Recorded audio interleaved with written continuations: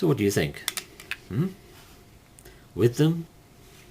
Without them? The reason I wore shades for all those videos really wasn't just to look cool. It was because I had this problem with my eyes and I couldn't blink this eye. See? Blinking now. So I can not wear the shades. Although you might prefer that I keep them on. You know, maybe I'm better looking with them. I don't know. I'll keep them on for this one. Let me know what you think, okay? With or without. Or a mixture. Whatever. So election fever's in the air. In America you have a very important election coming up. You're electing your president. And am I right in thinking that on the day you elect the president you elect a lot of other people too? A lot of other... sort of a whole string of people right down the line. I don't know how it works over there exactly. We have a totally different system over here. Totally different formation of government. But anyway, it got me thinking about elections and how important I think it is to vote. I think it is important to vote.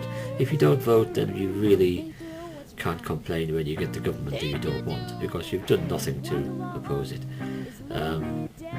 You may feel your vote doesn't count, but I just think it's up to you to try and make it count. Sitting back and saying, oh well, there's no point, is pointless, because then there will be no point. So you have to try.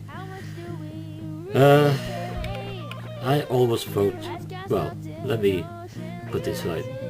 Where I live we have, in every election, we only have the three main parties for this is talking about the government elections, not the local council elections. When we have a government election, we have, because we're kind of a massive constituency, but we're not seen as a key constituency, and the party that always wins here by quite a large majority, and many of the fringe parties don't bother entering here, so we generally have, to put them in alphabetical order, so I'm not showing any real preference, we have Conservative, Labour and Liberal Democrat. They're the three parties that stand here every general election. One of those parties I generally vote for, I usually vote for them.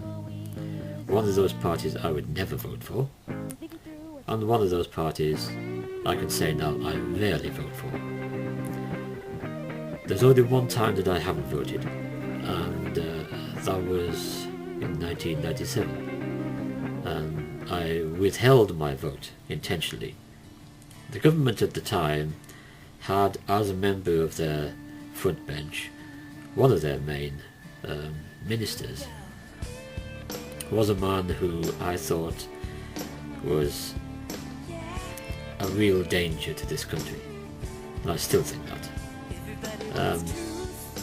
And I could not, in all conscience, vote for a party that was going to give him any kind of power. He'd abused his powers in the past, been overruled by the High Court. For example, he removed the right to silence, which is a fundamental right for every British citizen, which is tied into the presumption of innocence, innocent until proven guilty. You could sit there and say nothing, it's up to the prosecution to come up with evidence.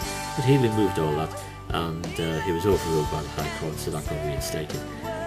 But that's just one example, and he was whittling away our civil rights, and he began this whole movement really of denying the freedoms to the people who hold those freedoms at the moment. But yeah, I abstained because the main party that was in opposition to them I would not vote for, ever.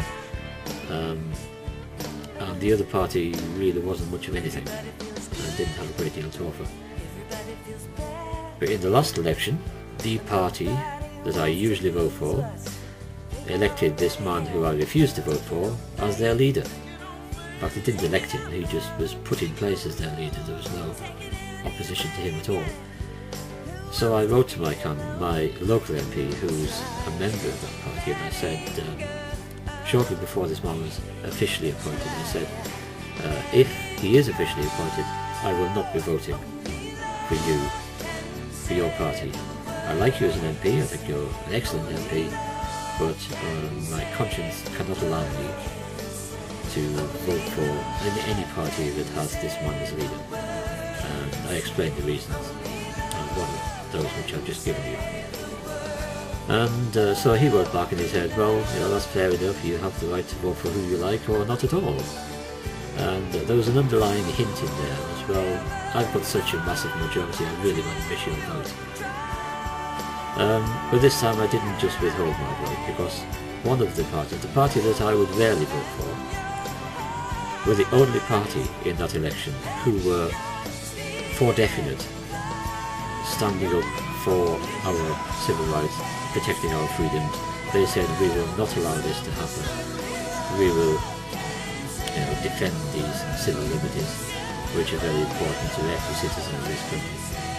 And so they got my vote. So, yes, I urge you to vote for the USA.